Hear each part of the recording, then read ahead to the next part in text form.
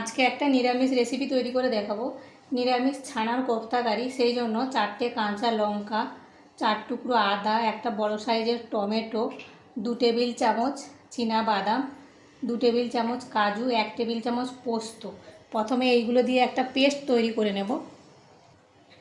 এর সাথে 3 টেবিল চামচের মতো টক দই দিয়ে দেব। পেস্ট তৈরি করে নেব। পেস্ট তৈরি হয়ে গেছে। এখন ছানার কোপ্তাগুলো তৈরি করে নেব। কোপ্তা এখানে 1 কিলো দুধে ছানা কাটিয়ে রেখেছি। ছানার মধ্যে পরিমাণ মতো নুন, 1 চিমটি হলুদ গুঁড়ো, 1 চিমটি জিরে গুঁড়ো, লঙ্কার গুঁড়ো, 1 চিমটি গরম মশলার গুঁড়ো, ঘি হাফ চা চামচ, আদা বাটা 1 চা চামচ, চিনি 1 চা চামচ, 2 টেবিল চামচ। এখন খুব ভালো করে মেখে নেব। মাখানো হয়ে গেছে। এখন কোপ্তাগুলো তৈরি করে নেব। অল্প অল্প করে নেব।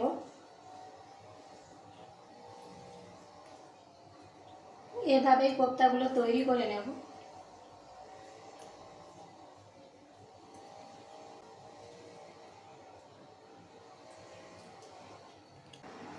সবগুলো কোপ্তা শেপ দেওয়া হয়ে গেছে। কোপ্তাগুলো ভাজবো। তেল দিয়ে দিলাম। তেল গরম হয়ে গেছে, কোপ্তাগুলো দিয়ে দেব।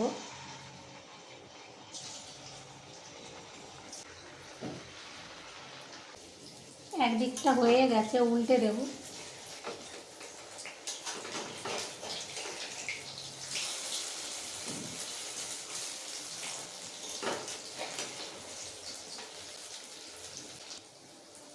আবারও উল্টে দেবো। এভাবে উল্টে পাল্টে ভেজে নেব।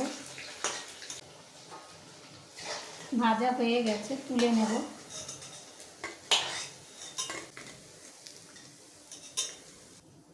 একইভাবে বাকিগুলোও ভেজে নেব।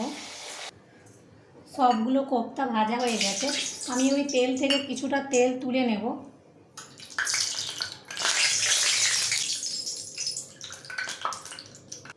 ওই তেলের মধ্যে 2টো আলু কেটে রেখেছি, আলুগুলো ভেজে নেব।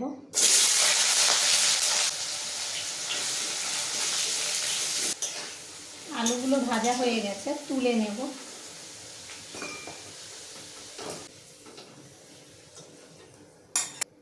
ওই তেলের মধ্যে গোটা গরম মশলা ফোড়ন দিয়ে দিলাম। যে পেস্টটা বানিয়ে রেখেছিলাম দিয়ে দেব।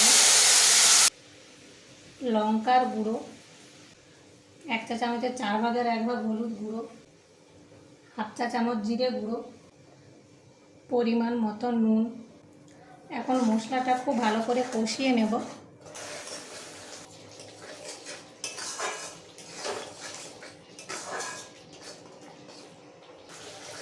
কষানো হয়ে গেছে। এখন ভেজে রাখা আলুগুলো দিয়ে দেব।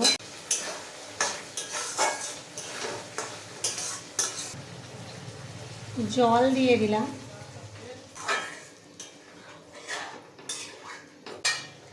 গ্রেভিটা ফুটতে শুরু করেছে। আলুটা সেদ্ধ হওয়া পর্যন্ত ঢেকে দেব। ফ্লেমটা কমিয়ে দিলাম। আলুগুলো সেদ্ধ হয়েছে কিনা একটু দেখে নেব।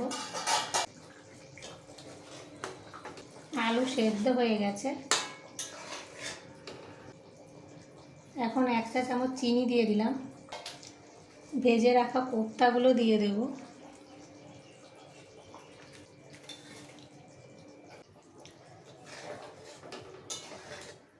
নেড়ে দিলাম। 2-3 মিনিট হতে দেব। 1 চা চামচের 4 ভাগের 1 ভাগ গরম মশলার গুঁড়ো, 1 টেবিল চামচ ঘি আর 2 টেবিল চামচ ধনে পাতা কুচি। ভালো করে মিশিয়ে নেব। এভাবে আরও 2 মিনিট হতে দেব। তৈরি হয়ে গেছে ছানার কোপ্তা কারি। এখন ফ্লেমটা অফ করে দেব।